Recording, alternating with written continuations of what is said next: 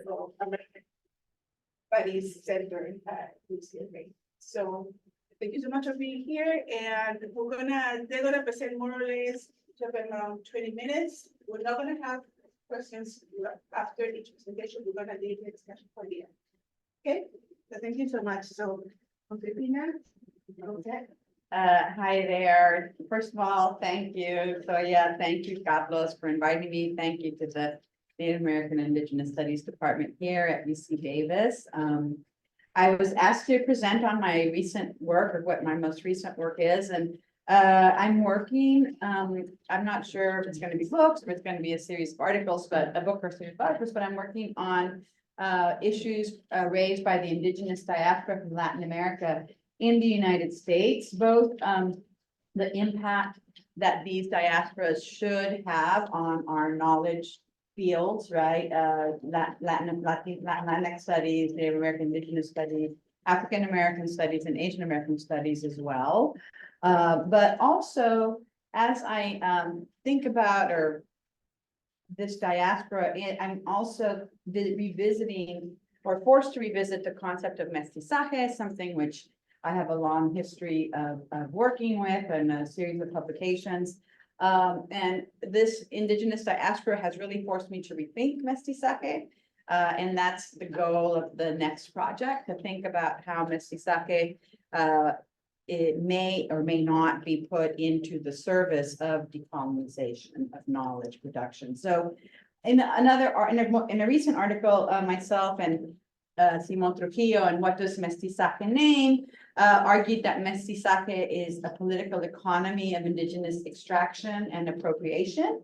In addition to appropriating indigenous cultures for political nationalisms, mestizaje structures the labor markets across the American hemisphere in ways that directly benefit the US by cheapening the extraction of labor value from indigenous populations, both in their home countries and in the United States, and by limiting indigenous peoples to subordinated segments of the labor market for racial capitalism.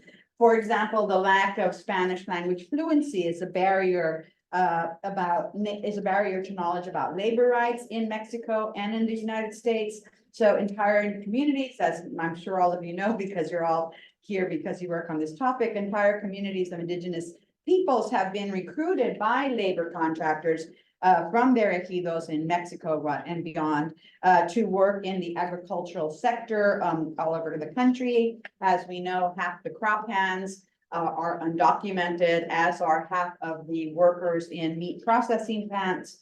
But what is new is, well, we don't know how new it is. This is partly what I want to delve into. What is new is the percentage of indigenous undocumented migrants who have come to work here, and they've greatly increased precisely because of the neoliberal policies that were put in place in the 1990s and also by climate change. So indigenous people, of course, also find work in restaurants and grocery stores as part of the low-wage service economy. Felipe Lopez and David Runston have researched among Oaxacan, Mixtec, and Zapotec migrants, highlighting the role that mestizaje plays in segmenting the labor force, especially when we recognize mestizaje not as miscegenation, or not only as miscegenation, but as acculturation to mestizo norms. And of course, they found that the lack of Spanish literacy was very impactful in channeling Mixteco migrants into the agricultural sector in Mexico and in California, while Zapotec migrants were able to find work in the slightly less exploitative urban sector. But even in the urban sector, Zapotec workers who found that speaking Zapotec often caused other Mexicans in those areas to discriminate against them. And so language and ethnic shaming combined with undocumented status to help create this hyper exploitable indigenous laboring class for racial capital. Also, of course, as we know, the militarization of the border ended interval migration, making indigenous Latin Americans a permanent part of Latinx and Native American communities in the United States. And, you know, as we know before, especially here in California, the ease of crossing the border allowed undocumented immigrants to come here for work cycles and return to their homes And now more and more, as we know, Indigenous families, well, all undocumented workers, but Indigenous migrants as well are bringing their family or raising families here. And consequently, the Native American population in the US has grown. It grew by 21% in the 1990s. And in California, during that same decade, Indigenous peoples grew by 146%. So in the 2000 census, the number of Latinx peoples who chose American Indian or Alaskan Native as their only ethnic or racial identification was 400,000. And by 2010, that number had grown to 685,000. Meanwhile, in the 2020 census, just registered a whopping 86.5% of growth in people choosing American Indian or Alaskan Native population as an identification, and with the overwhelming increase coming from these Indigenous immigrants and their children, their US-born children. Many of these list their tribal affiliation as Mayan, Mixtec, Zapotec, Triqui, Purepeche, et cetera, indicating that they're primarily from Mexico and Guatemala, but there's also a significant number who write in Indigenous identifications from the Andean countries and from South America. So this means that the Indigenous population in the United States has doubled over the last 30 years due to this migration. And this is what I mean about this diaspora. They're posing very serious questions to the way in which the fields in ethnic studies carrying on their work. By claiming American Indian status on the census, a status that isn't initially intended for them, these new immigrants are stretching the term of what it means to be an American Indian in the United States, imbuing it with unintended content, right? By choosing American Indian, I would say they are unmooring their Indigenous attachments to the nationalisms of Guatemala, Mexico, Peru, etc. But they also unmoor American Indian from its original bureaucratic intent. They have no tribal affiliation that the US recognizes, but at the same time, claiming Indigenous status in the United States is a way of reiterating a certain Indigenous priority and attaching this Indigenous priority now to US nationalism.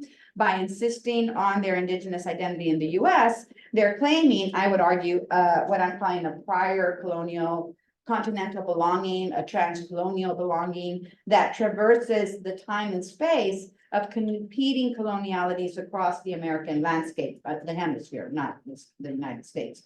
And I want to just as one example of how Indigenous diasporas claim and express this transcolonial Indigenous priority, I want to suggest the Guelaguetzas. As we know, from May through November, especially in California, Zapotec and Mixtec communities host Guelaguetzas, right? In Los Angeles, the events of the Guelaguetza last a whole month. And these Guelaguetzas, I would argue, these California Guelaguetzas reiterate the yearly Guelaguetza celebration in Oaxaca. And of course, the principal event of the Guelaguetza in Oaxaca is the day of performances by the Indigenous peoples of their traditional dances, right? And they each dance in their traditional trajes from the region.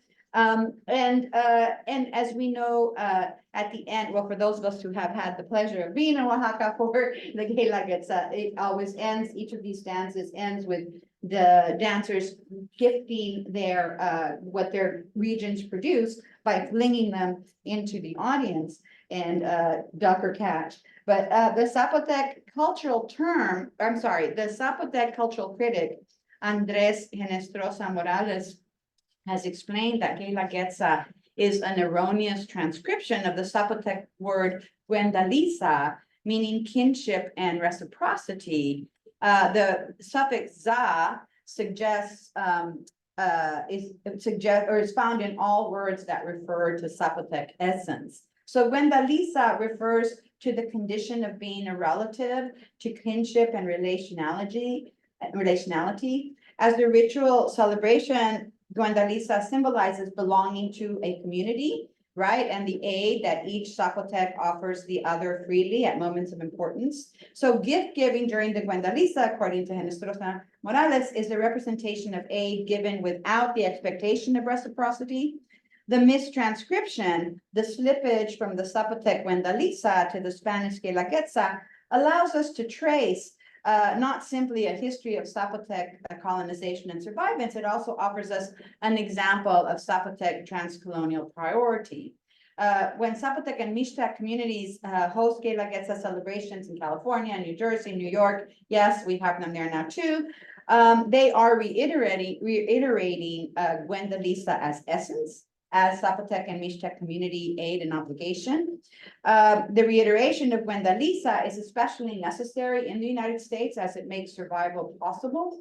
I would suggest so that the Guelaguetza is the public performance of a particular kind of indigenous folkloric tradition in the interest of establishing indigenous continental priority. I would suggest that Guelaguetza exists in the aftermath of the revolutionary dyad of Indigenismo and Mestizaje. And I would also suggest that it is precisely this that enables the Zapotec's claiming of a transcolonial indigenous priority. And I'm happy to discuss how I got there in the question and answer. But Guendaliza, in other words, establishes community ties, while the public performance of Guelaguetza actually actively claims California, New Jersey, and New York for indigenous peoples. Wait, I already read this. No, I didn't. Okay, so the Guelaguetza, as I said, it showcases indigenous peoples performing their symbolic origin of the nation through their folkloric dances and their elaborate hand-woven and embroidered trajes for this Indigenismo Mestizaje dyad. But it also showcases the literal fruits of indigenous labor, their agricultural production of the national diet: piña, elote, chocolate, cacahuates, chayote, camote, tomate, aguacate.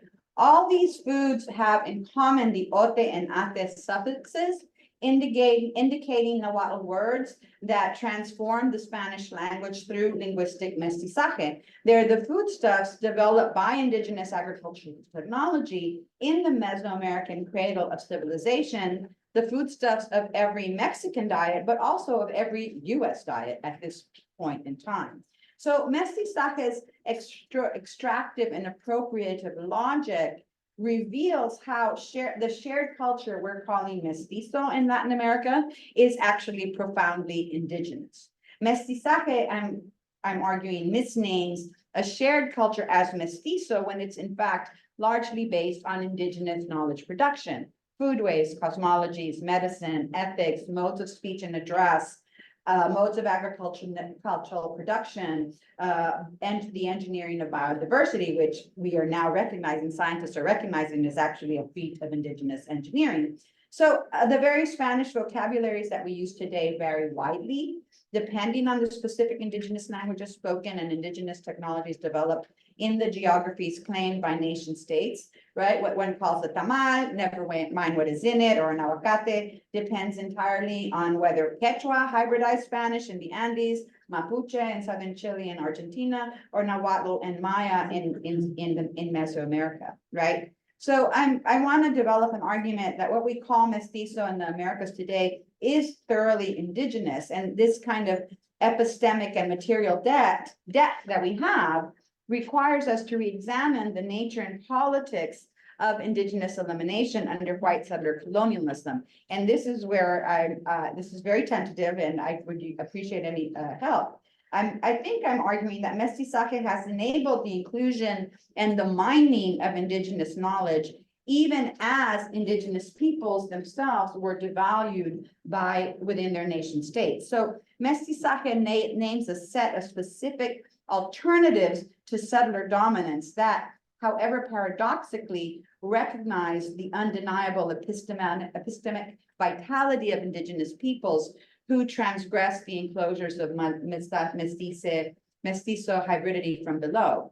So if mestizaje puts indigenous knowledge production under erasure in the service of mestizo nationalism, then decolonizing mestizaje entails first and foremost, in my view, a distinct politics of knowledge, especially from Latinx knowledge production. It requires methodologies, new methodologies that would allow scholars to reevaluate the archives, texts, monuments, institutions, and memories of colonial modernity for Indigenous content. This is not so much a romantic project of Indigenous retrieval as it is an epistemic attribution of intellectual property rights. Decolonizing mestizaje entails recognizing that modernity is not exclusively the product is not exclusively the product of mestizo or white supremacy. To the contrary, Benedict Anderson has argued convincingly that the nation state form originated in the Americas, in which case the abstractions of democracy and equality are necessarily a product of European encounter with Indigenous cultures and governmentalities, as well as with the Indigenous freedom movements that precipitated independence from Spain, as indicated by Silvia Rivera Cuscanqui here. I'm sure you all recognize what many colonial scholars are arguing for, which is a recognition of the Enlightenment as very much a product of Indigenous peoples' encounter. In other words, that Indigenous peoples contributed to the development of Enlightenment principles that were then again appropriated. So decolonizing knowledge production, for me, from my perspective with Latinx studies and Latin American studies, it must be the priority for the 21st century, precisely because of the influx of Indigenous, or in part because of the influx of Indigenous peoples from Latin America. We're the gatekeepers of what gets defined as Latinx knowledge, and we stand in a really unique relationship to Indigenous ancestry. Mestizaje named and continues to name what has been lost from Chicano and other biracial Latinx subjects who have been subjected to US racialized jurisprudence, not in every case, but in many cases. I mean, one of the things that I'm going to go off script, even though I have these pages, but one of the things that this Indigenous diaspora made me rethink in my own previous research is that, in my, dismissal or critique of mestizaje, I didn't recognize that probably the 2 million or so people, Mexicanos who immigrated in the 20th century and became many, many more Mexicanos, must have also have been of Indigenous origin. And within 1 or 2 generations, they became mestizo. So for me, the urgency of this project right now, the urgency of what this diaspora makes me feel is the urgency within Latinx studies and the other kindred fields and ethnic studies, is we as knowledge producers have to provide pathways so that Indigenous identity is not once again lost to mestizaje, to a cultural mestizaje, simply because, all of the things that we know, Indigenous children might feel ashamed to claim their Indigenous languages, Indigenous children, even with other Mexicans or especially with other Mexicans or other Latinos or other Guatemalans, etc. Right? And, I've encountered this even in my work with Indigenous, with undocumented immigrants in New York City. And we have now at least 250,000 Indigenous Latin Americans living in New York City, right? And members of this Indigenous diaspora, which in the city of 8 million is a significant portion, right? So even with these, I've encountered, Indigenous parents asking our organizations that work with them, like, please, can you do something to make my child want to learn and retain their Indigenous language, right? Because they don't. Right. So this is why I feel when Carlos invited me, I figured this is the moment in which to talk about this. We do have to recognize and include this population, not just as Latinx, but as Indigenous Latinx, right? And maybe Latinx is the wrong term, but we're the field that controls, who gets called what, right? And so in that sense, I think that it's a responsibility of Latinx studies, obviously also Latin American studies as well, but also, especially from where I sit at Latin. So I'm Latino, so is that good? Thank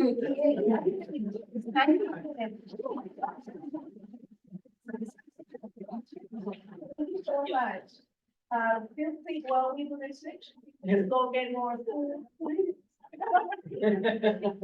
Drink.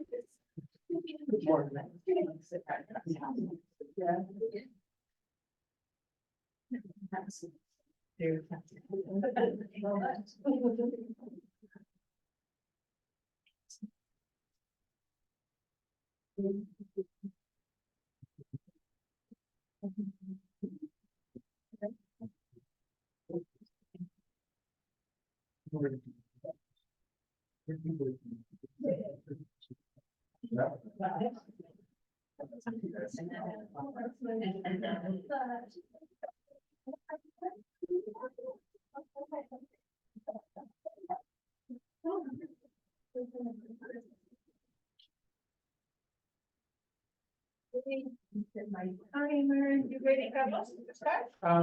Let's just wait for me. Okay.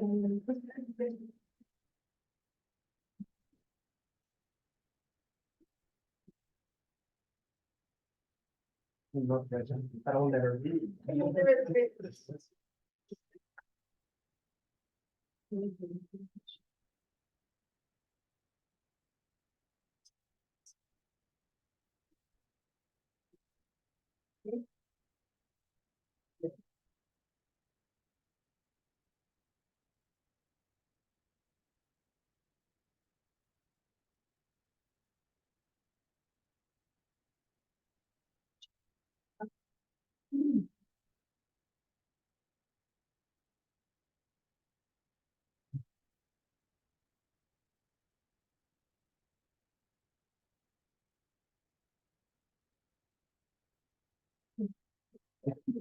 People might have to be, Okay.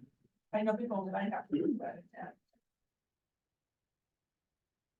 Hello, everyone. Thank you so much for being here. Today, I want to talk to you about how notions of indigeneity get mobilized in the South American Andes and how these ways challenge the way we understand these concepts in Native American and Indigenous studies. And I'm going to do so by looking at the protagonists of my dissertation research, which is a dance troupe operating in the Peruvian Andes. My dissertation research takes place in Paucartambo, which is a small town in the region of Cusco in Peru. It's located here, and there is a look of the town over there. The town is located about 2 hours away from Cusco City, which is the capital of the region. It's probably like the site you are more familiar with in terms of Cusco. The protagonists of my dissertation research are the Capascoya.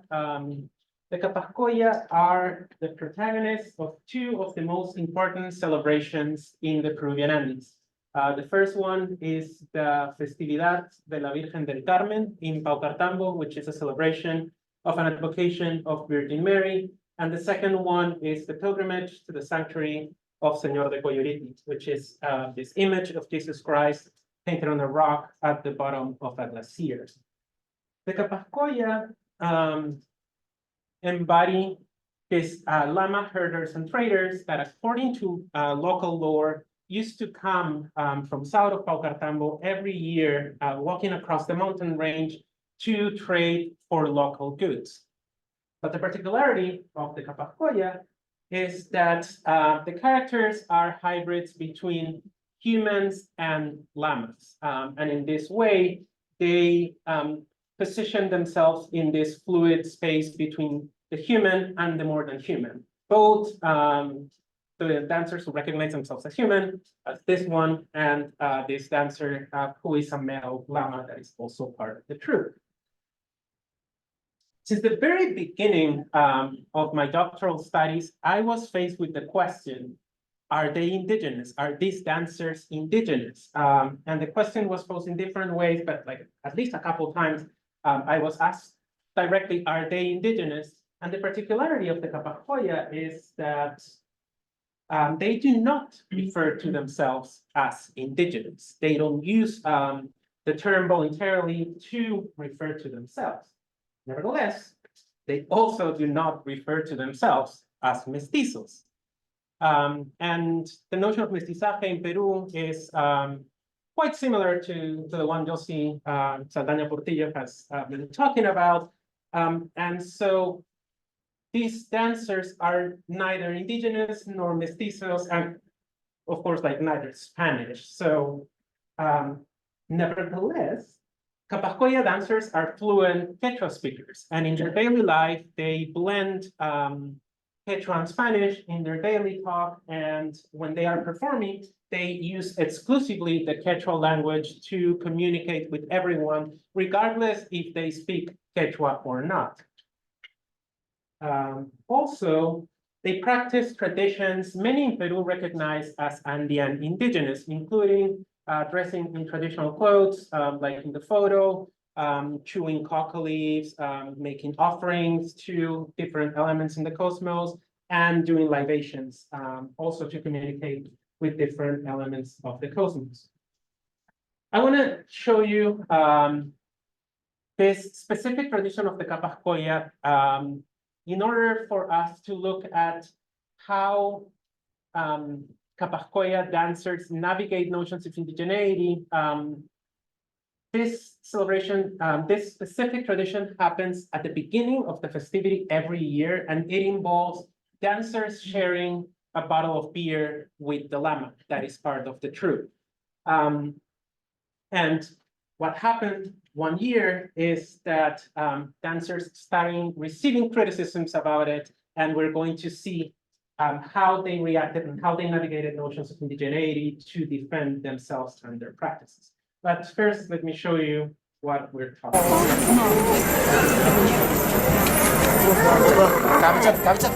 Cusqueña es cusqueña.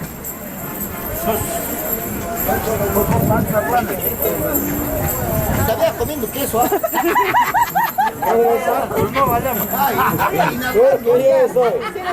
Papal. Ahora se la bala.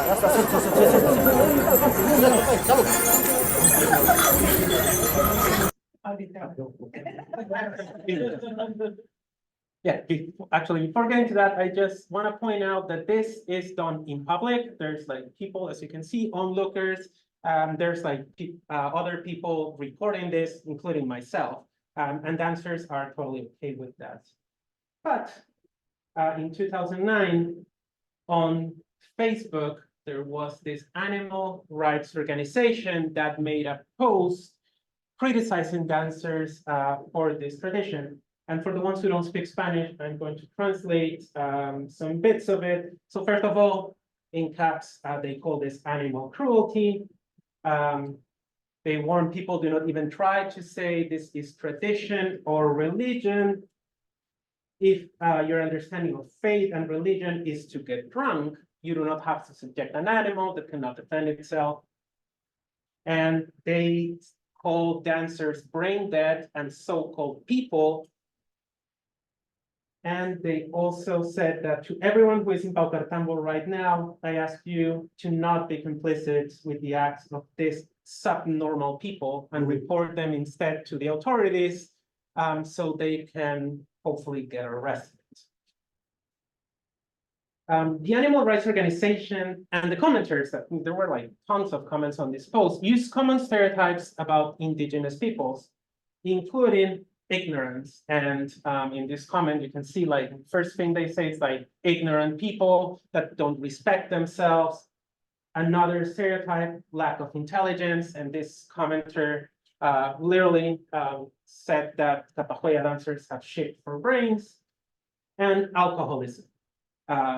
This is like, well, they say everyone in Peru like that likes these festivities are just trying to get drunk in public, basically.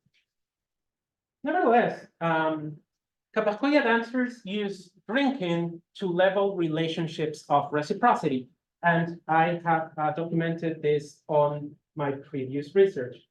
For example, Capascoya dancers use alcoholic beverage to mediate encounters. I have written about how, for example, if you were to visit the Capascoya during the festivity at their headquarters, the first thing they would do is offer you a bottle of beer. And they would use that opportunity in order to start a conversation and to get to know you. I have also documented how dancers themselves share drinks when negotiating relationships of reciprocity. I have an article in which I talk about a private meeting of dancers in which they criticize each other for their participation in the festivities, and they use sharing of drinks to mediate that encounter that often gets really heated. And other scholars of the Andes argue that this is a widespread practice among Andeans of indigenous descent and have traced this practice to Inca and even pre-Inca times. So what did the Capacoya do? What was the reaction to this Facebook post? They decided to write an official rebuttal and post it on social media too. I'm not going to read the whole thing, but I want to point out, first of all, that they call themselves a cultural association, which is the official title many organizations use in Peru when they engage in like cultural productions. But also very importantly, they specifically mentioned that the llama is a member of the troupe. It is not a mascot or it is not a prop. It is a full-fledged member of the troupe. And then here is where they start kind of like very strategically positioning themselves in terms of indigeneity. They say that sharing a beer with the llama is a tradition we have practiced since the origin of the troupe, without saying when did the troupe start. So you can get the idea that this comes from time immemorial, but without outright saying it. And then they immediately afterwards say, we link this tradition with ancestral and pre-Hispanic rituals. So if you don't know when the troupe originates, but it can be traced to ancestral pre-Hispanic rituals, then you would assume that the dance itself could be traced to those pre-Hispanic rituals. Anyway, nevertheless, at any point, they talk about indigeneity outright. Why do these dancers do that, though?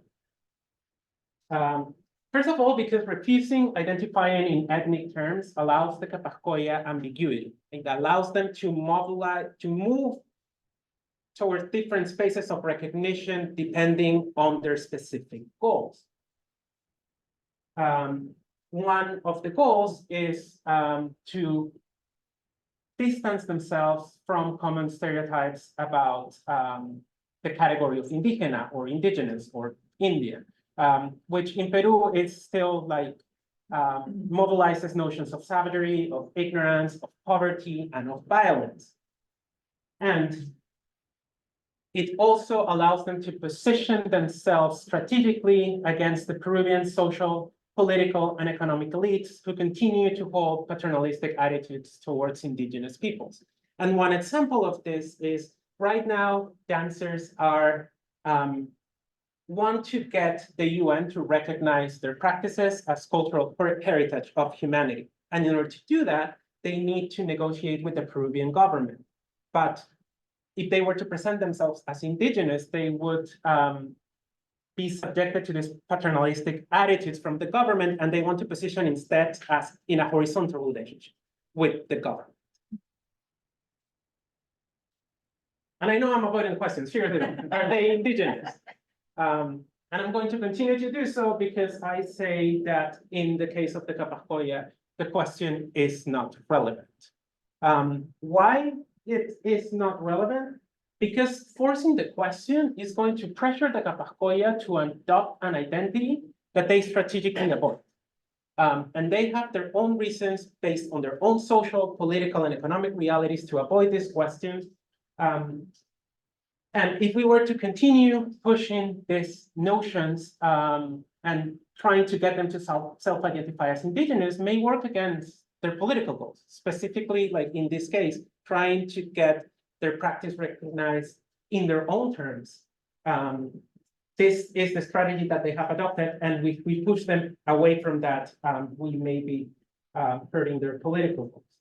This has implications for a hemispheric Native American and Indigenous studies, I argue. I argue that to include Latin American and Caribbean realities, we need to expand our own frameworks. We need to stop trying to fit people into our own frameworks, and we need to instead look at our frameworks and how to expand them in order for them to encompass more varied, different realities. And in my dissertation, I propose, for example, a hemispheric framework of indigeneity, which is a reworking of indigeneity that expands it to include experiences like the one of the Kapahkoya.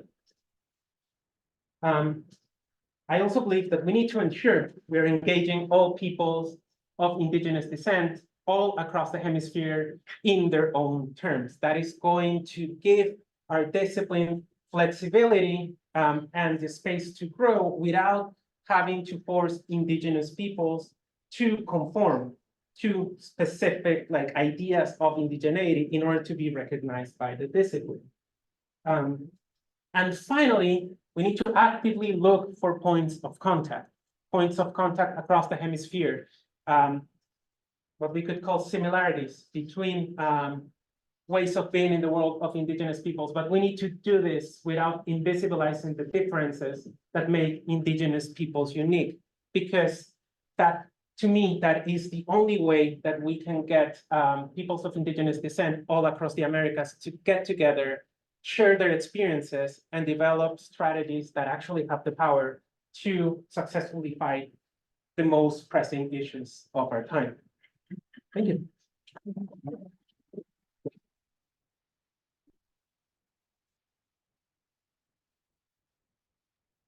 You know, I think the debate is gonna be probably very quiet. Please, Shannon. Oh, my computer can gonna work. Yeah. I'm okay, thank you. Can I just start by saying I hate these things? Can we like hang it from the ceiling? They always are like. Yeah.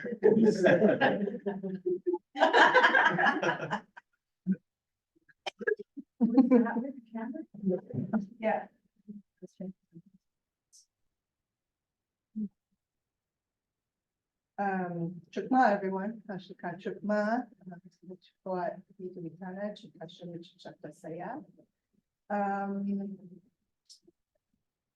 What else? Patwin. Kubla, Oko, Yagin, Pisahanchi, Natoka, Hachimanoli, Palestine, Achika, Wahala. So greetings, everyone. I actually thought this was a round table kind of thing. Wasn't really entirely prepared with a talk, but in Chickasaw, I said hello and greeted you, told you my Chickasaw name, which is Steve Waitana, and that I'm Chickasaw and Choctaw. My descendant is another Chickasaw nation. I acknowledge the past people as the traditional land caretakers of the land that UC Davis is on. And I also acknowledge the struggle for free Palestine. And I was super happy on my way over here to see the encampment. And, before they were brutally dislodged, the students on the UCLA campus also had an encampment, which was, I just want to take a second of our time to acknowledge it because it was really a beautiful thing. Our students came together in that encampment. They were super organized. They were super disciplined. They provided meals for each other 3 times a day with snacks in between. They provided 24/7 medical care. They organized programming, they had classes, they had events, they had trainings on nonviolence, on de-escalation, on all kinds of things. And it was really a beautiful thing. And I am incredibly angry at our institution for their violent dislocal from that encampment and all that they have done since that time. So I hope that things go better here. But I think it's worth noting that, what was really beautiful about it is I would estimate that less than 10% of the students in that encampment were Palestinian or even maybe Arab or Muslim, right? it was a huge encampment of solidarity with the struggle in Palestine. And I think that kind of solidarity, like a recognition of the shared struggle of people suffering settler occupation and dispossession. And so I think, you know, in our conversation here today about, you know, hemispheric indigeneity, about, you know, indigeneity across borders, you know, that kind of shared identification can be really, really critically important. And so, although I thought it was a roundtable and didn't prepare a talk, I would have prepared something had not, you know, our entire world melted down in the last 2 weeks. But because of that, I'm going to be talking off the cuff, which if I could talk about anything off the cuff, it's probably this. So hopefully I'm reasonably coherent, but I thought I'd just say a few words. So this is following on the previous event, and part of what I said in that event, although I don't remember it very well because I had COVID at the time and was doing it by Zoom. But I talked a little bit about situating myself and my background and what that brings to this conversation. So for those of you, and so for people who were in that previous event, sorry if it's a repeat more too much about my life, but I'll try to be brief. But so I'm obviously from a Native nation in north of southern coast US-Mexico border. But my research over most of my career has been in either in Latin America or with Latin American migrants to the United States. I have a degree in Latin American studies as well as my PhD from here from Davis, which also was greatly enriched by a designated emphasis. There was no PhD program in Native studies at that time. I had a designated emphasis in Native studies. I was fortunate to work with some folks here back then. And so, you know, over the course of the years, I've done, you know, a lot of thinking about these questions, right? How do we create a framework to think about indigeneity in ways that expand beyond kind of the confines of settler borders? And I've been involved, you know, I would say within the discipline of Native studies in conversations back and forth and have kind of watched them move in different directions. I would say that when I came to UC Davis, so this is back in the early 90s, I came in 94. Year does that Native studies nationally in the United States was still super kind of parochial, right? Insular, inward looking. We were talking to ourselves, not to other disciplines and beyond the boundaries of the discipline. Davis was a real exception, right? Because there was hemispheric Native studies here. We had the Hemispheric Initiative in the Americas, which was like, is that still in existence? Yeah, it got institutionalized actually. Oh, that's awesome. Oh, well, for better or worse. Better, yeah. Institutionalized always, yeah, you know, Yeah, it's permanent, funding. but like, yeah. Got to some funding and some events.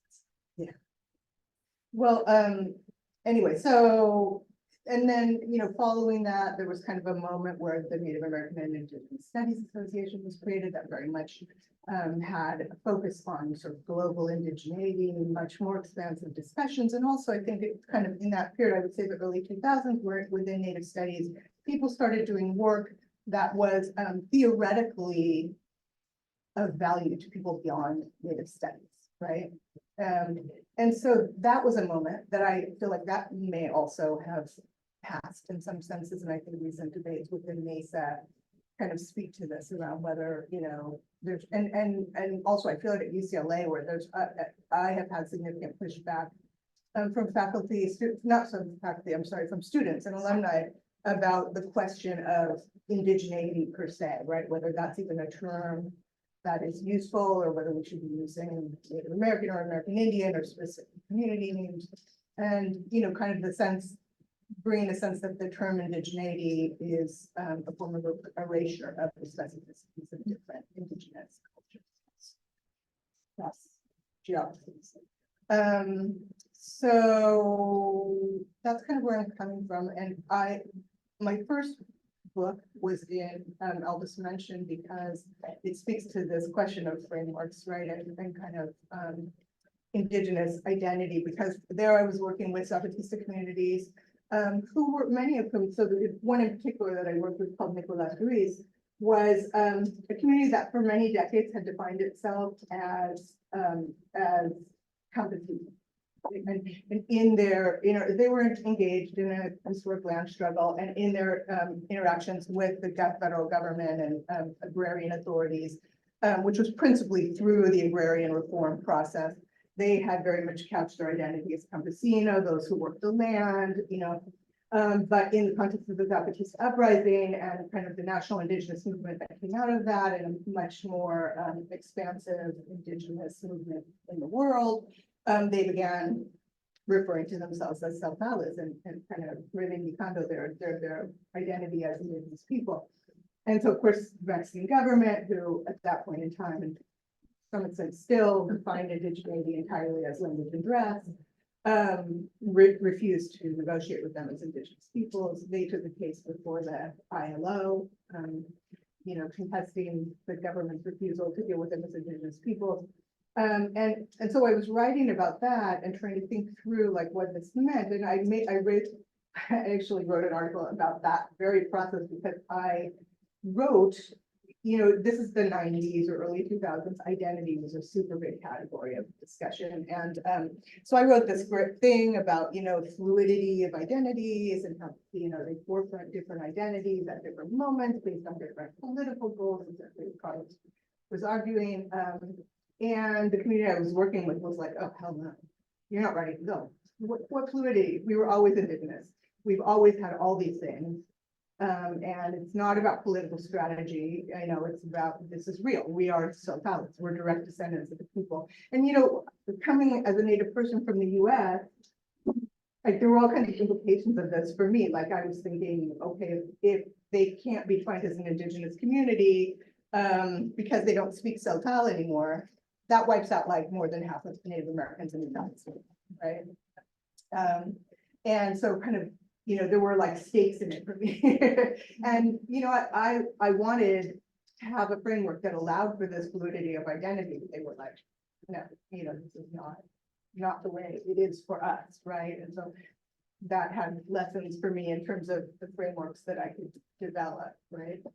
And then in my later work, the second book that I did was on indigenous women migrants from Mexico and Central America that I met in immigration detention centers in Central Texas. And in that work, I think I went a little further in trying to develop a framework that really took into account both indigeneity and indigenous studies, theorizing about indigeneity north and south of the US-Mexico border. And there I was really focused on a couple of things. I mean, one was sort of the dual theoretical gaps that get left when you do this, and thinking from the United States side, where we're theorizing pretty thoroughly the state through settler colonial theory, which has not been taken up at that point at all in Latin America, and from the South, where we're doing a really good job theorizing capitalism and neoliberalism, which had not been taken up very much at all in Native studies in the US. And so I was kind of theorizing the settler capitalist state, since I see those two things as intimately bound up together, and trying to create a framework that allowed us to encompass all of that in one theoretical framework. But one of the things, and just to connect to Josie's talk, that I was obviously thinking about, because I was basically theorizing about how Mexico principally, but also Central American states, could be understood as settler colonial states, and why that theory would be relevant south of the border. One of the principal things that gets held up as a reason why indigenous people south of the border, within Native studies in the US, why indigenous people south of the border have their experiences so different from ours that we can't bring them together, is precisely mestizaje, the experience of mestizaje.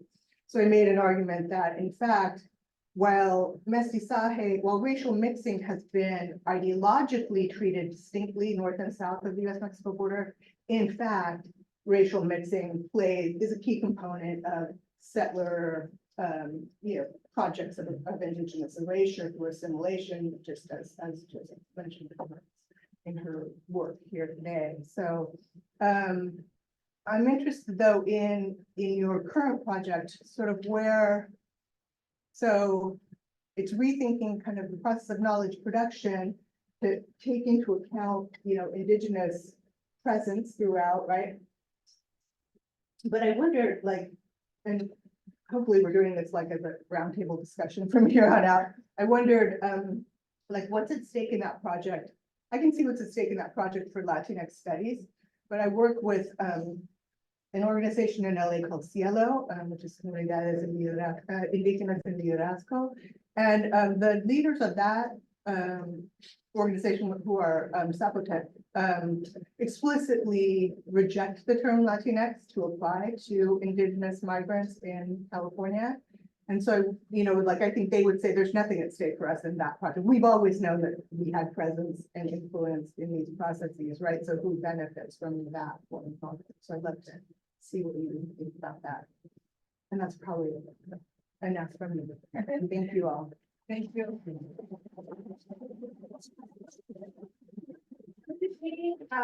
The chairs here so they can face the audience, and then we can ask this question. You can take each other.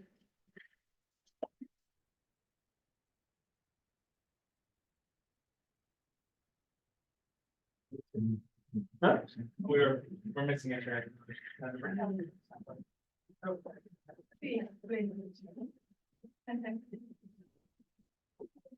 and maybe, I mean, maybe we can start this conversation by taking some questions, if anybody wants to.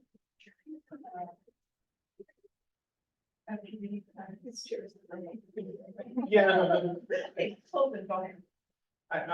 So I'm Holden Barreda. I got my PhD in Native American Studies here in December, and I wanted to start with a bit of a statement that leads into a question today, because actually I want to acknowledge and thank you for bringing up the struggle hotline, because our graduate students here have been explicitly and very directly involved in a lot of organizing, a lot of carrying camp, and we've actually seen how that has influenced how we talk about the camp, like camp. A lot of the discussions going on in the camp have involved acknowledging Scotland land, is stolen sea land, and a lot of those kinds of connections.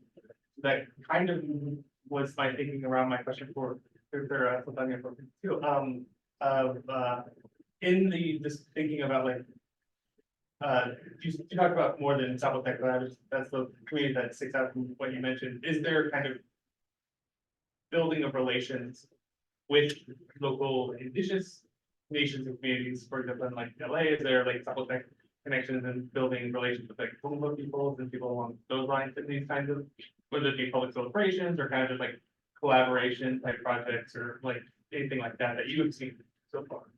Well, yeah, I mean, I think especially in California, where there's been a Zapotec community, I mean, the community for over 30 years now.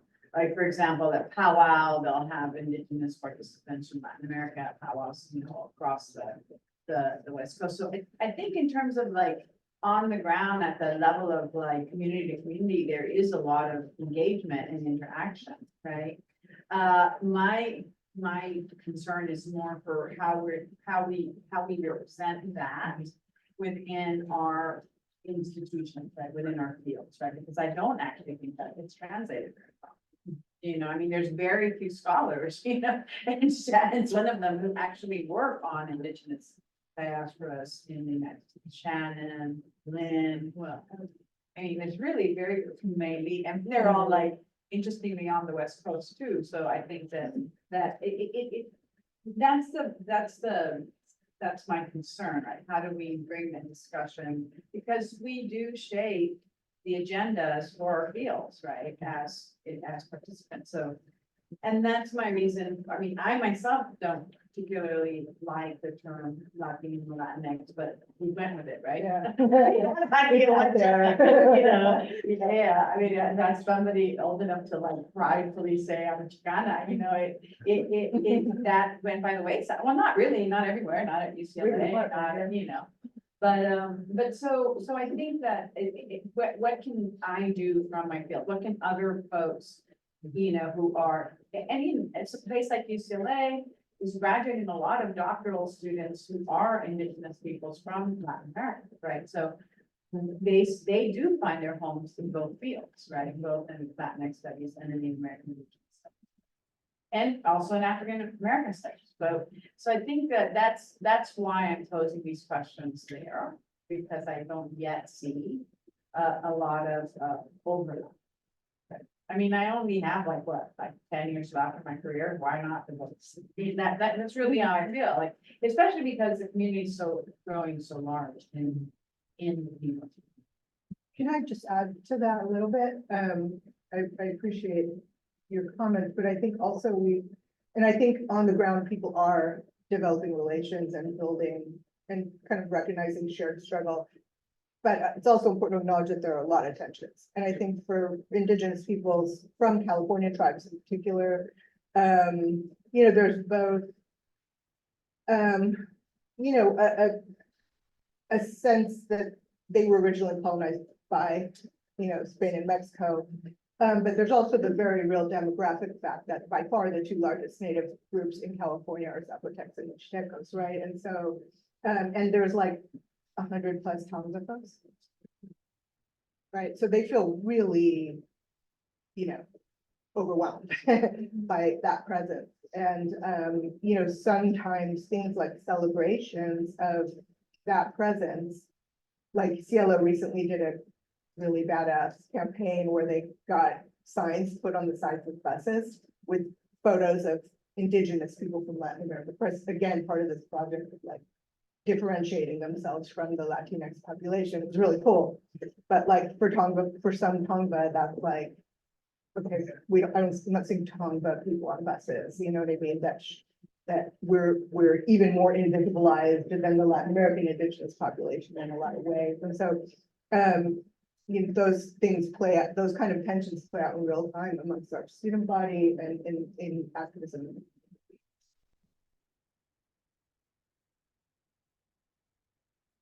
Well, we have some questions online. Oh,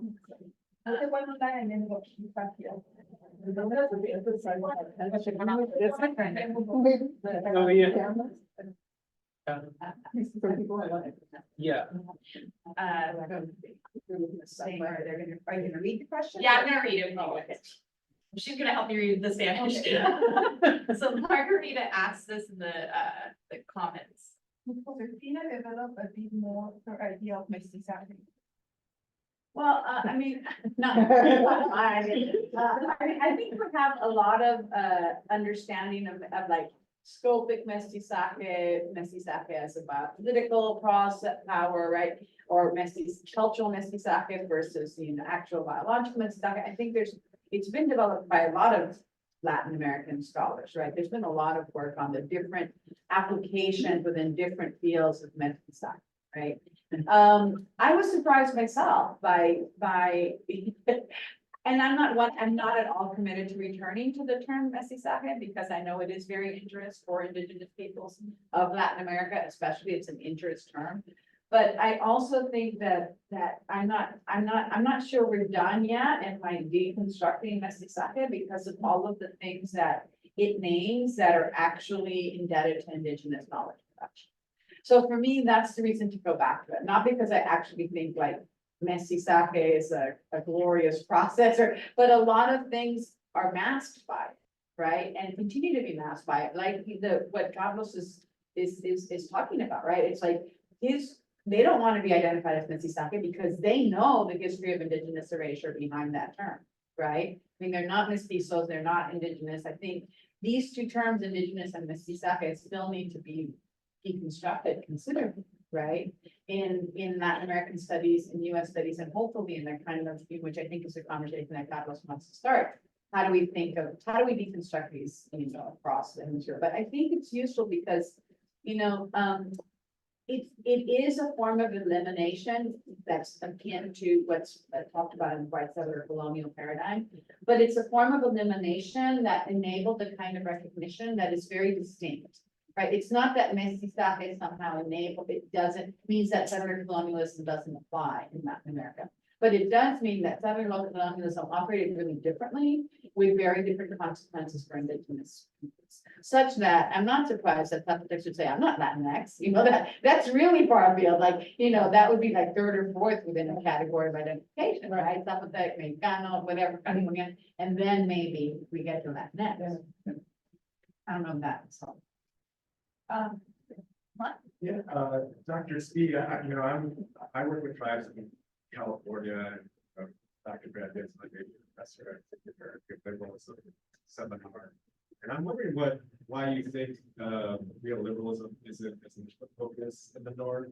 My suspicion is, my kind of uneducated suspicion is that maybe there's fewer bureaucratic buffers between Native people in the South and like I am open than there are here. Yeah. I'm just curious.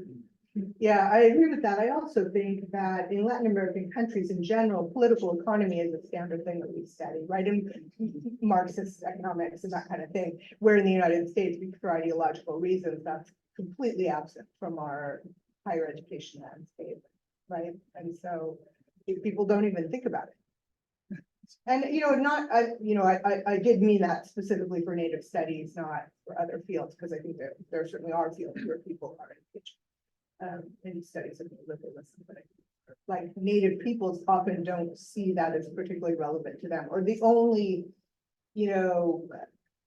place where they see it is in like extractive industries or something like that, but it's so much more than that, right? So my argument is that it shapes the entire structure and it provides the structuring logics, which are white supremacy and patriarchy, within which all of our experience takes place.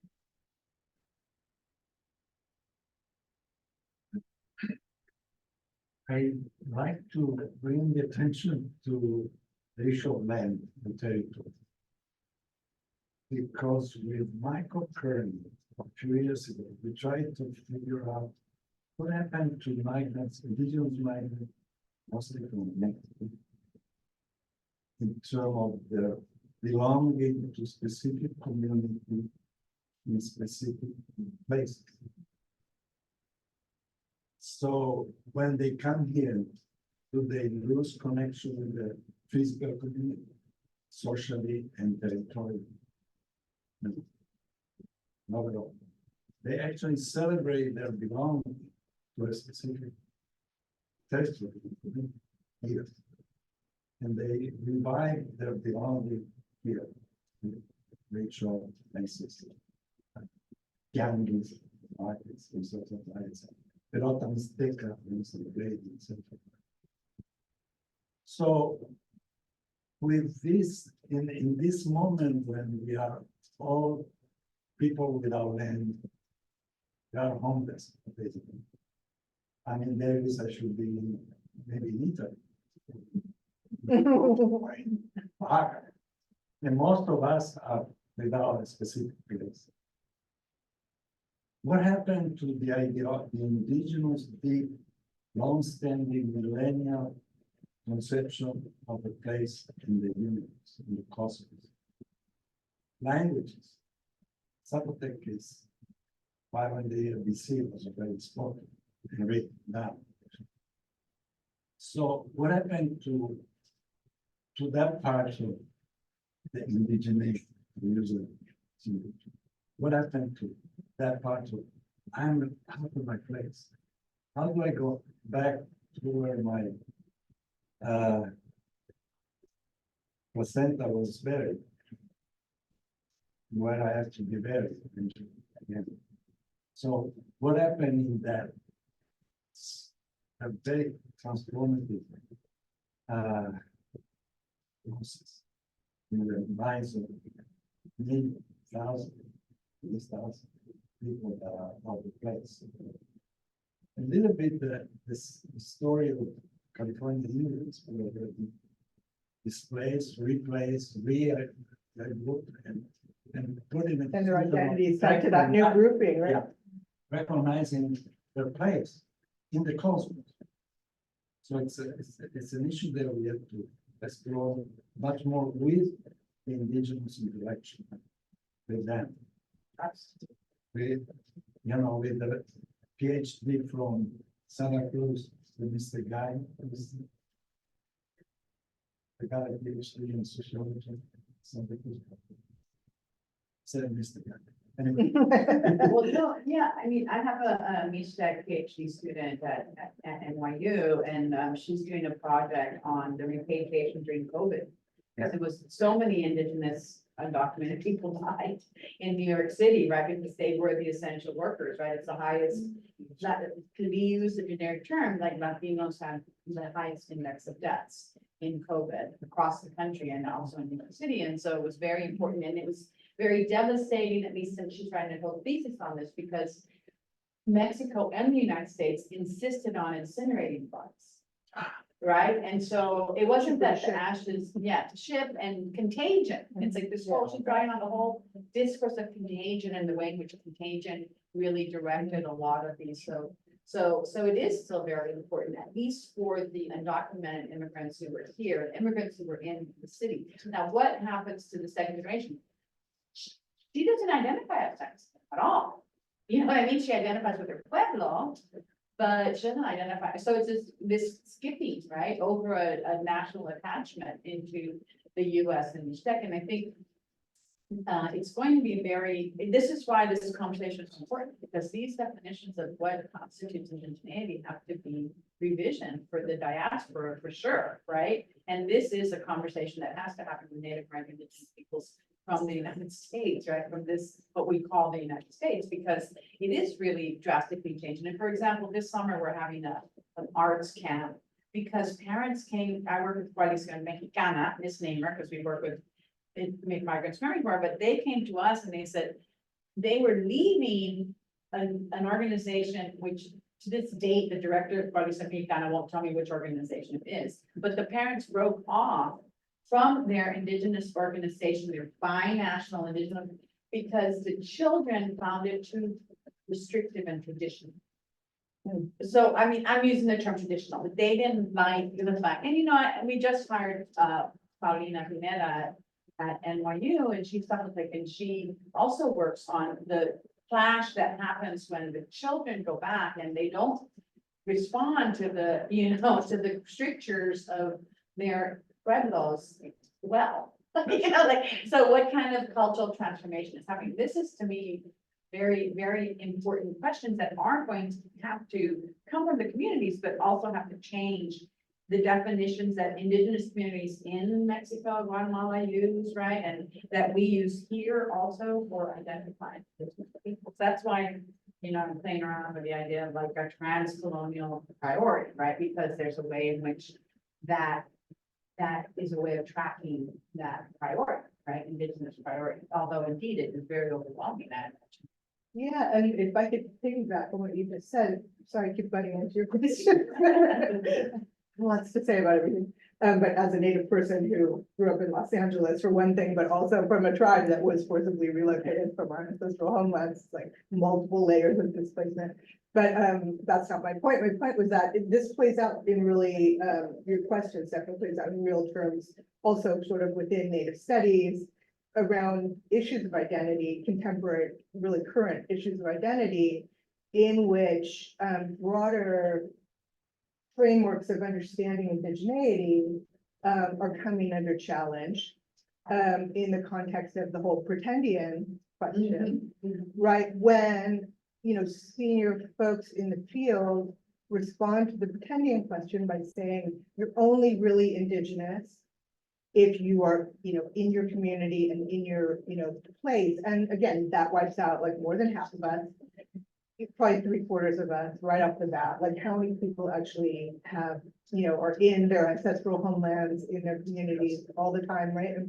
And I think it's, you know, it's a problematic assertion, but then, you know, what criteria, but the whole pretendian thing has really raised challenges to broader frameworks, and particularly for folks from Latin America, for whom, you know, tribal identities or national identities aren't necessarily a thing, and who may be in diaspora. And so it's interesting. That's really where I would locate sort of now the swing back away from indigenous frameworks within studies, kind of around these questions in very intense way. And I would be really nervous if I think the pretendians and Latinx communities are especially big, like the last census, there was a huge drop in Latinx people identifying as white, like in half. Like, so they're going to other categories, right? And so there is, you know, I don't want to pretend like that doesn't happen still through the guise of Mississauga, but we do have this other population that's distinctly, indigenous and it, yeah. Which goes back to this age-old argument around the Chicano. Yeah. Satellite identity. Yeah, and I was just thinking like, but doesn't that like put the question on what are the spaces that are promoting these kinds of understandings of indigeneity in the first place, or like, why are people moving towards those spaces in the first place? Just like, I don't know, I'm thinking like just hypothetically, like, for example, if a Capajoya dancer wanted to try to get a position that is kind of like reserved for someone who is indigenous, like, why would they have to do it? And it is like, I think the institution kind of like, again, forcing them to like take this specific, and yeah, I feel like more than, I don't know, like looking at the institutions may be like a very good strategy, and how like the US has shaped all of this and reshaped it in academic spaces and in other spaces, like government spaces. The US and the countries, in Latin America as well, are kind of modeling themselves after that, and also coming up with their own profitable ways, like in the case of tourism. Yeah. Right, Definitely. because I think, it's easier to deconstruct mestizaje or, question the term and all that. But I haven't seen many efforts to deconstruct the indigenous. Okay, I mean, we're taking it for granted, and I think what Carlos was saying is like, you can't, you have to. Why are we using it? And how we're defining it, it seems that in some cases it's easier if someone used to just say it's an indigenous people, but then who is and who isn't. That's because that is what leaves out large populations of Latin Americans. That to me is funny. And again, working at the level of the institutions that define them as such here in the US and in Latin America, that's the key. Just looking at self-definition, like, but the institutions are pressuring. I mean, like you mentioned, Josie, the census, right? And the numbers growing, and of course, they're pressured to mark something, right? So that's when they self-identify as something. I mean, before I came to this country, I didn't know I was Latina. And I came in my 20s. I never, but then ever since then, I've been marking and identifying for everything as Latina or Hispanic, right? Because I was forced. So that's it. I think it's the case also of, it's the same thing. And Peru got rid of any ethnic identification in censuses in the 1940s. You don't mark that. Now they're going back to the native language, the mother tongue, stuff like that. But there's no self-identification as far as ethnic. That's, Well, I mean, Mexico just got rid of the language requirement. So their indigenous population, well, not just a couple of centuries ago. So that means that language requirement, you no longer have to speak the language name and. but you still have to self-identify as indigenous or not. See, the category doesn't.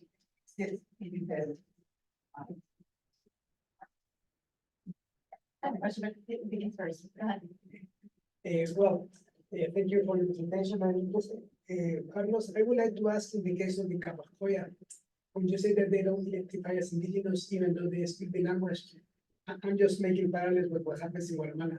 Will they identify as Quechua? Will they identify as at least belongers to a community? Because, for example, in Guatemala, it would be the same. If you ask Maya people if they're indigenous, probably the more that have one education system or the more political system, they will say, yeah, we're indigenous. Even Maya is a term that is not normal by them. Right? Even Cachiquel or Quiche is the name of the language. In the case of Quechua, they wouldn't say, I am Quechua, I am Rahnachoch, which means I am the son of the earth.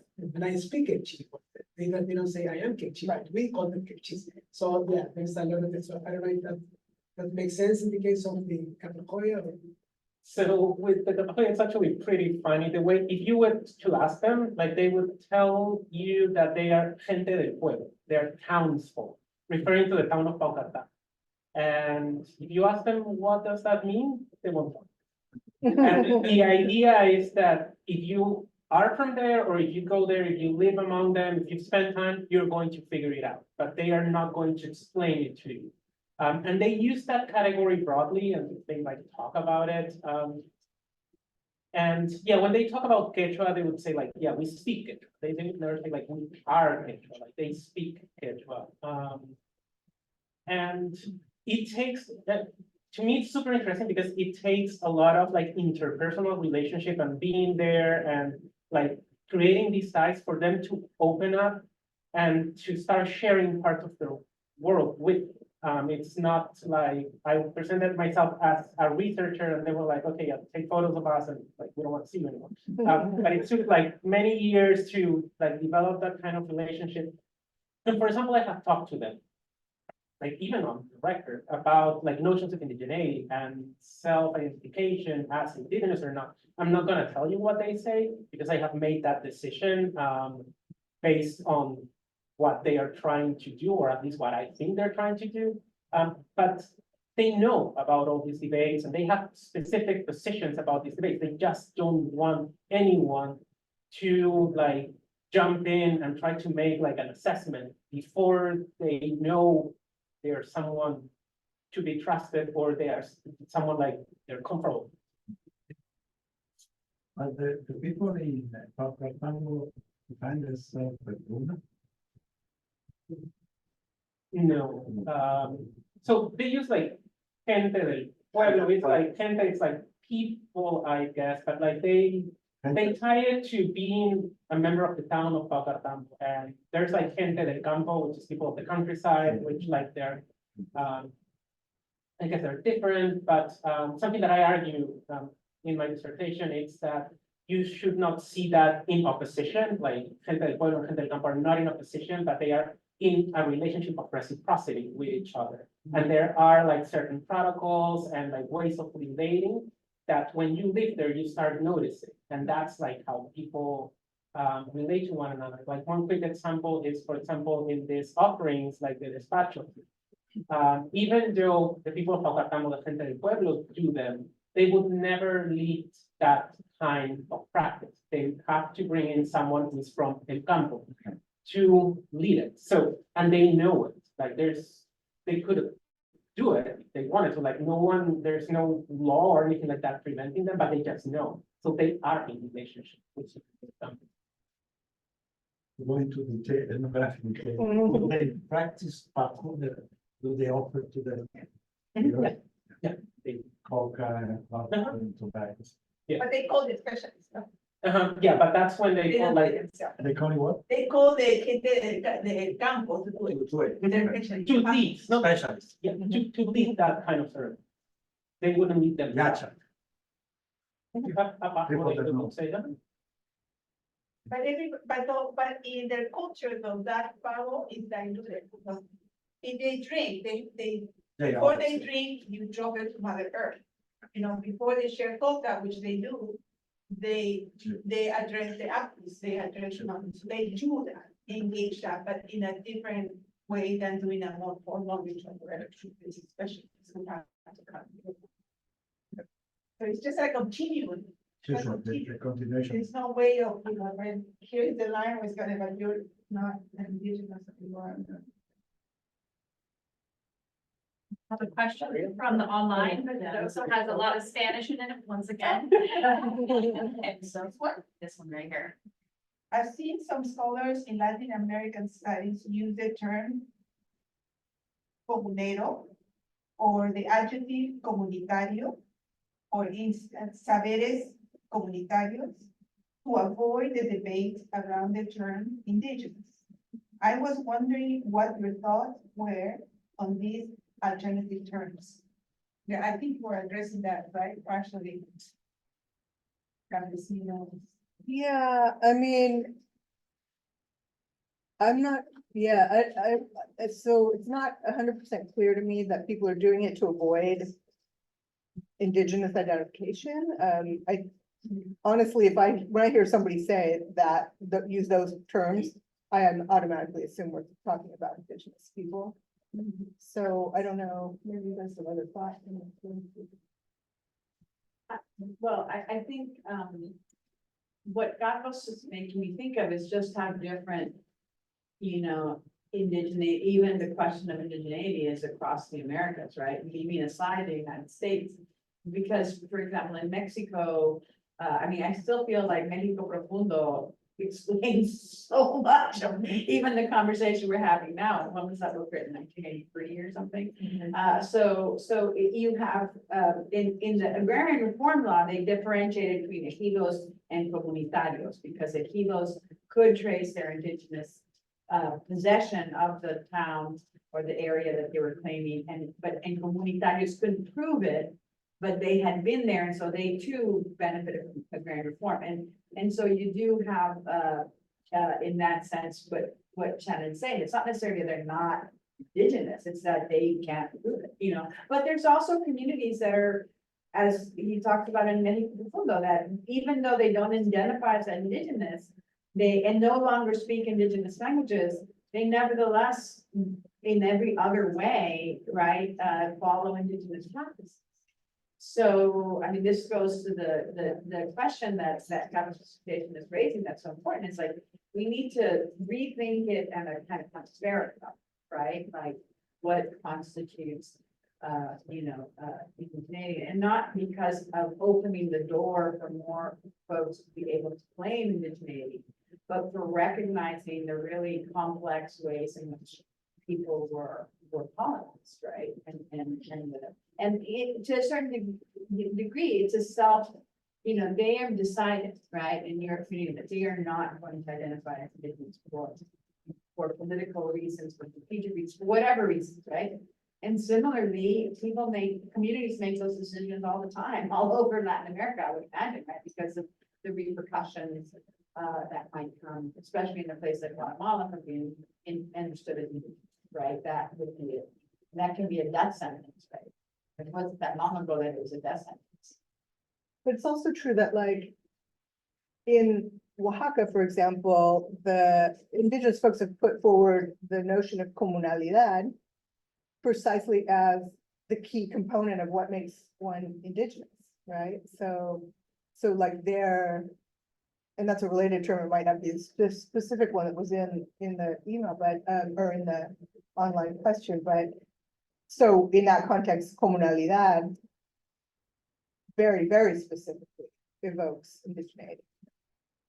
Like, it's the definition in some people's, And I've been looking quite a bit about like definitions of government definitions of Quechua people. In the context of Peru, like people who you may like recognize as Quechua, they sit on lands that have a lot of like gold and copper and silver. And so the government is like creating this database to identify them. And they have adopted, and they're using the notion of communal organization for them to decide who gets to be recognized as indigenous and therefore access prior consultation laws for their lands. And they're using that to kind of like shrink the database and leave people out of like having a say. The problem is that, like you introduce a political issue, is that all the agrarian reform has been transformed into distributing land and resources to the oligarchy, to the capitalists, to the investment now, let's go. And that is happening in Ecuador. So the old idea that people that live in a place for during millennia have the right to their land is being erased by neo-global capitalism. well, it was getting erased before that.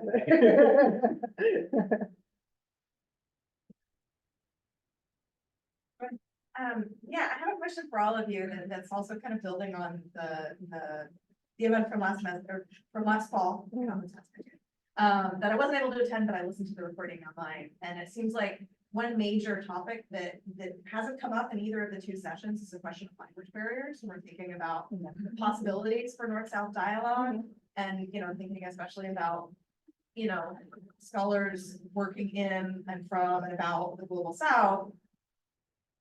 Most of them have fluency and are able to work in English, but the same can't necessarily be said in the other direction. And so there's a question of accessibility.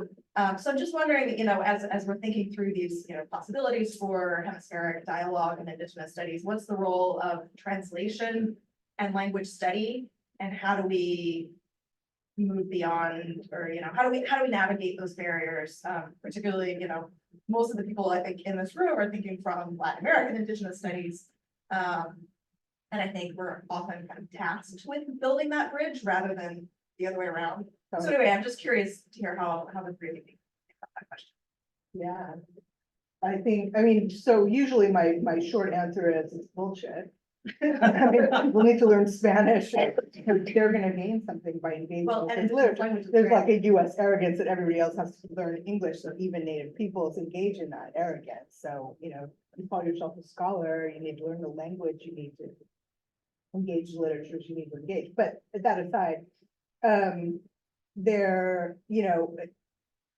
we live in a modern world, like this is the 21st century, like translation is available. If you want a translation of something, you can get it, you can type it into Google Translate, for Pete's sake, it's pretty darn good. You can get translations, right? It's not like in the old days where like, it was a major undertaking to get translation for things. And so, there are all kinds of programs and apps and whatnot that you can use to translate things. I think that the argument that language is the barrier tends to serve as a way to sidestep what I actually view as a much more racially motivated disregard for Indigenous people south of the border. And, yes, there's language, and maybe that's the reason why folks in the United States are all happy to engage with the Maori and with Aboriginal Australians and with First Nations from Canada and not folks from our own hemisphere. But, I think there's more to it than that. And I think people need to be called on that and not just be able to kind of sidestep it by going, oh,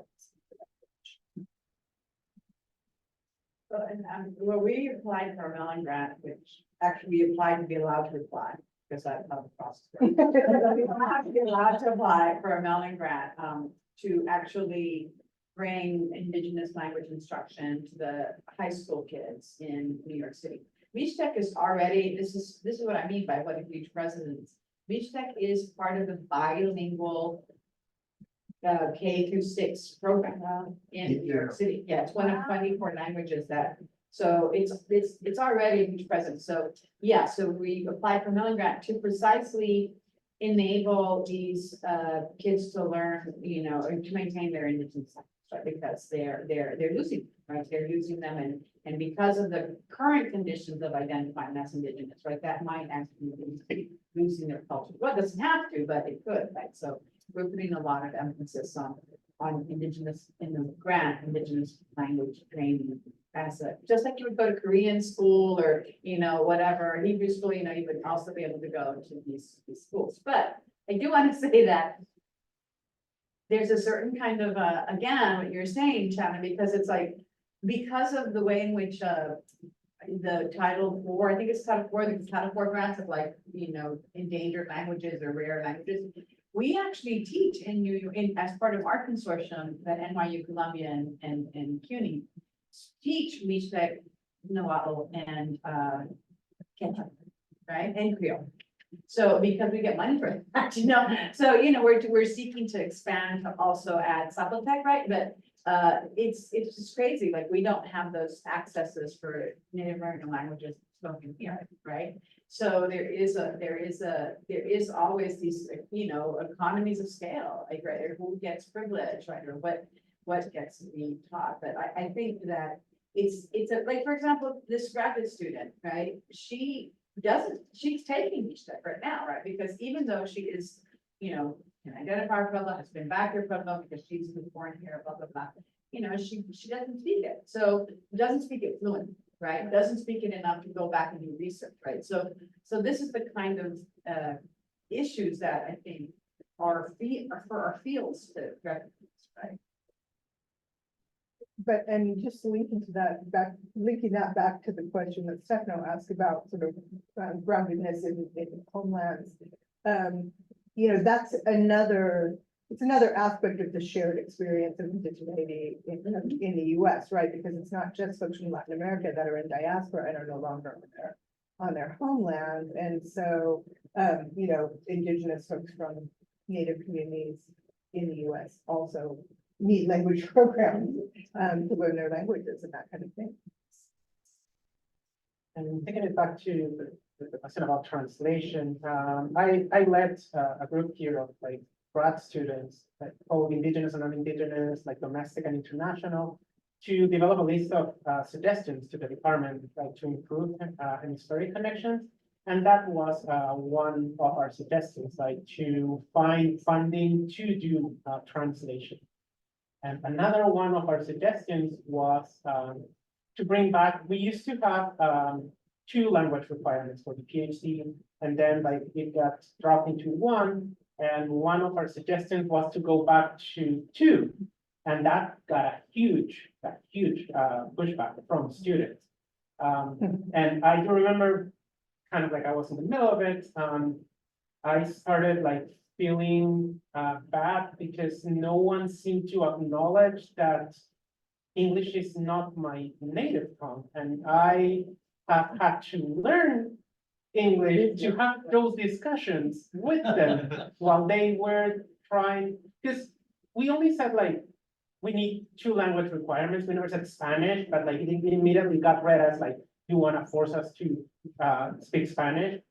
And I was like, I was forced to speak English. And I'm just talking about 1 language, but there was no acknowledgement that, yeah, like I had to learn 2 colonial languages just to be communicating and being in this space right now.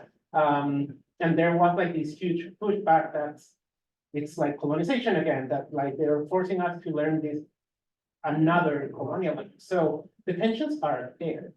And there's a lot of tension, especially when it comes to this notion of like learning Spanish. In Native American Indigenous studies, it was assumed that it would have to be Spanish. Wouldn't you just assume it would have to be an indigenous language? That would be the second language. I mean, I don't mean, I had some.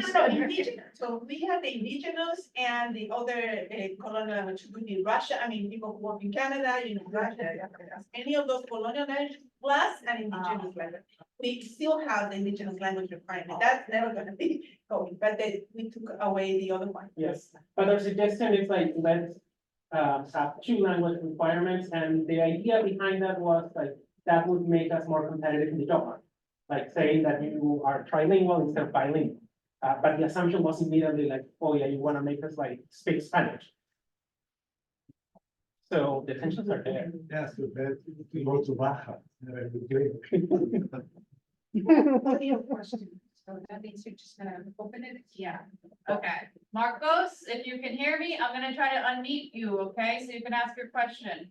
Here I go. Unmute. Oh. Hear me? Can you? Can you hear me? Oh, no, it's on here, not the computer. Hold on, technical. Give me 1 minute. Just to add on to the last question, Indigenous people are often like trilingual, right? Because they have to know the indigenous languages of the neighboring pueblos and Spanish and blah, blah, blah. And also, I mean, I like to remind people that at the turn of the 20th century, many schools had instruction in like 12 or 14 languages. Yes, they actually had to pass a law that instruction had to be in English.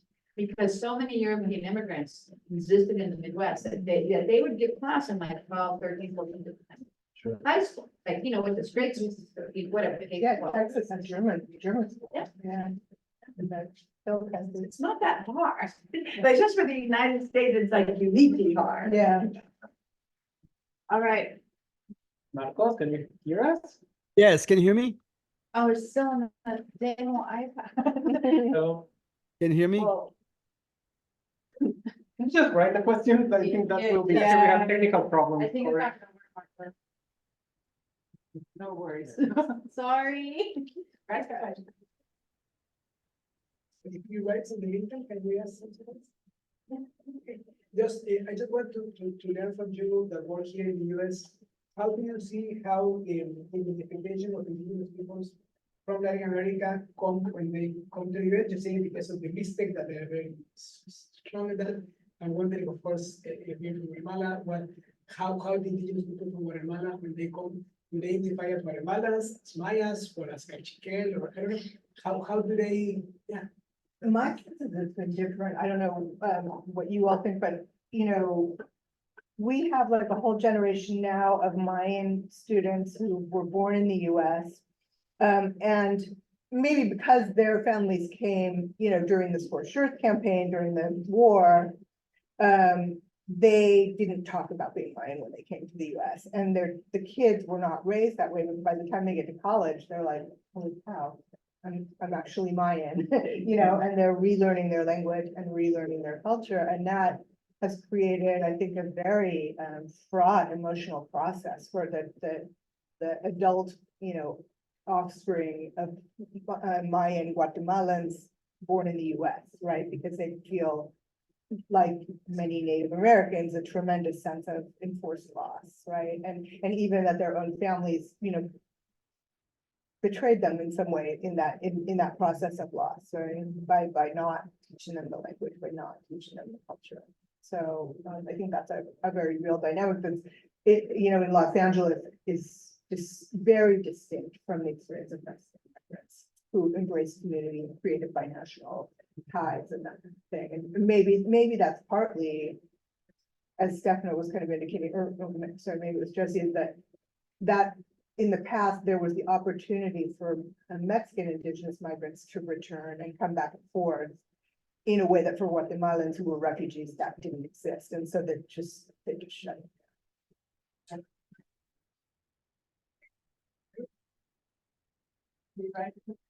down.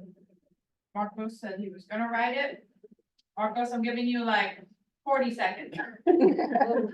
One, Not to rush you. two, three. This is why I think that it's partially, we're the gatekeepers, right? So, you know, when I'm on admissions committee, like I insist that an indigenous person from Latin America counts as a minority. Because, you know, we have the discretion. The US government isn't actually like breathing down our throats and saying who you count and who not count, right?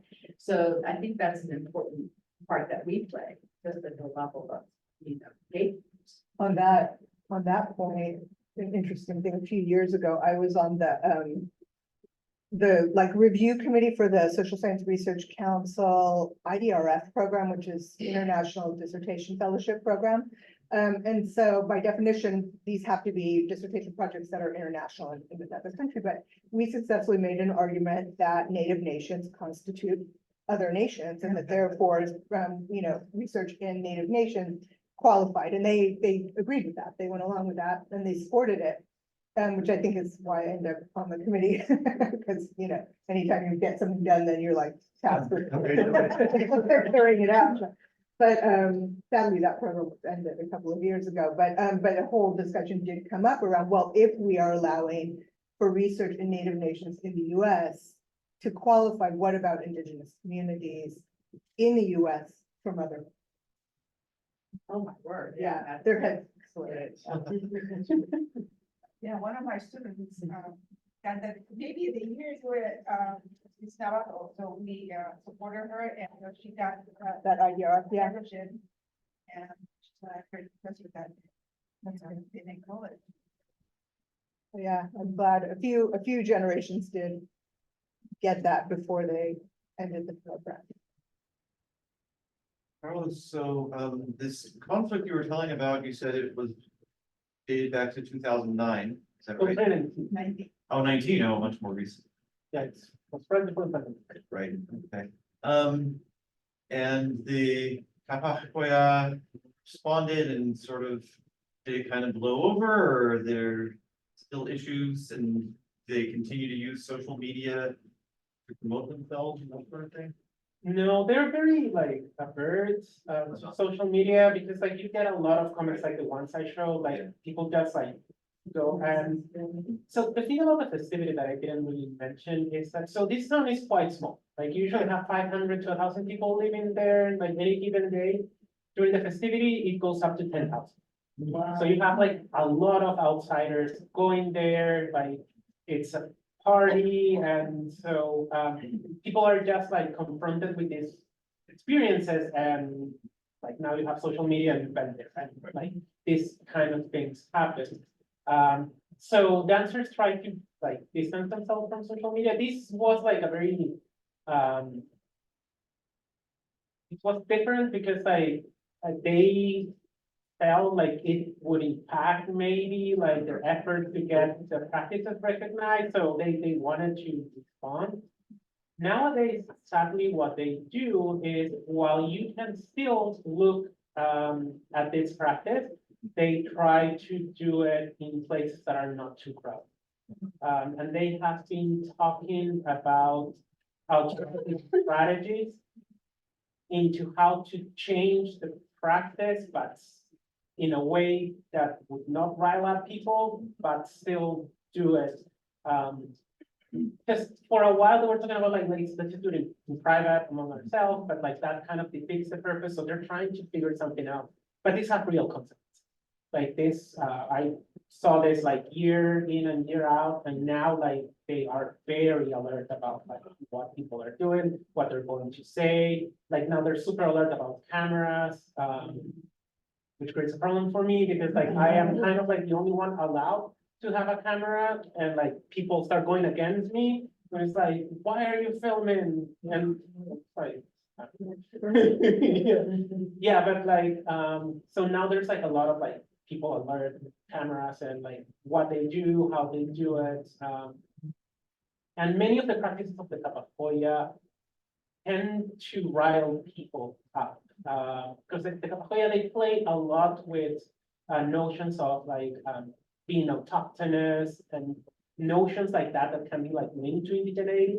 So people who are outsiders and they have drank the Kool-Aid of like Peru being like this neoliberal, like very modern notion, they see traces of what they understand like the savage, the Indian, and they like react really strongly against it. This is like a clear case. They see this as savage. Was PETA involved? No. Sorry, I had to ask. No, this is very local, yeah. Why is it so evil to speed beer? I mean, that's not my, why was I saw like they're making them drink like bottles and bottles of beer. It's like half a bottle of beer. I mean, I know that's not for you to answer. It's very, it is, and it's a pretext for being racist in a way, right? It really is just a pretext because, I mean, seriously, I saw him finish the rest of the bottle, right? So it's like they don't even give mom a full. A few years ago was Chicha. Built on in the countryside. No, and the Capacoya also get them, Chicha. but in different, in other states. They do beer here because dancers themselves drink beer. Yes. So in this case, like, they do beer, but in other days, they use chicha, they do like some other drinks.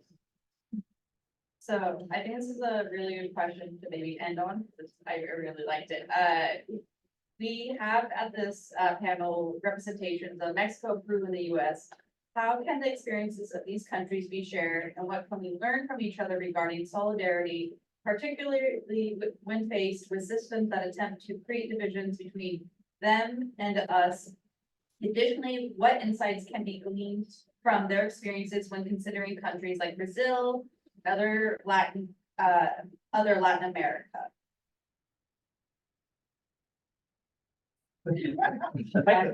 I can see start, I guess. So I created this panel like with the support of Dr. Mendoza, but with this dream of like bringing people together and like talking and like creating networks and links, hopefully. And I think we need a lot more. Like, and hopefully that it doesn't end here in academia, that it goes outside, like have more spaces when people get together and just talk, because like that's how we, I don't know, develop strategies to move from all these issues that we have, like getting together. And I think that's what we need, more communication, more spaces to share. What he said. I mean, I do think it's important to create, you know, like LASA just recently, by which I mean like the last 10 years.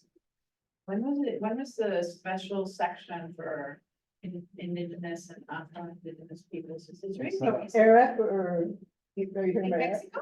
No, in Lhasa. Lhasa. Last I was. No. It was like 2009. Yeah, Yeah, so this is and you know, Lasa's at the forefront, right? So I think all associations need to have a subsection, a working group, whatever, like a forum, you know, that is dedicated. This Latino Studies Association definitely needs to have that, right? Like, you know, this is what I would argue, right? The African American studies, they're almost the most resistant, you know, it's like Afro-Latinos, Afro-Indigenous people are a huge part of what we call African American in this country.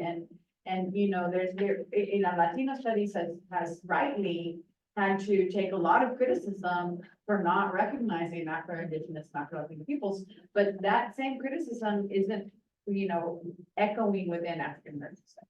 Right? In fact, you know, we just had a big fight last year because we got a Black cultural studies position in our department for which no Afro-Latino was allowed to apply, you know, yeah. So it's like, because somehow Black cultural studies, people from England can apply, but people from, you know what I mean? So I think that that's something that we as leaders in our individual disciplines, right, need to really work on, creating spaces for these discussions. In the Native American and Indigenous Studies Association, and Davis actually played a role in this. We started in 2010. What year was NASA at It Davis? was almost right away when you were founded, it was almost. Right, immediately it was after. a couple of years after, I can't remember when it was here, I think 2010 maybe, but we founded the Abya Yala Working Group, which later became institutionalized and has been there throughout. But it, you know, it remains sort of like Abya Yala panels, all the Abya Yala people go to them, but nobody else comes, right? Yeah, So that like, happens. whether there's actual exchange going on there is hard to say, but, you know, Happens to us. yeah. But still, it's at least some, you know, we have to do something.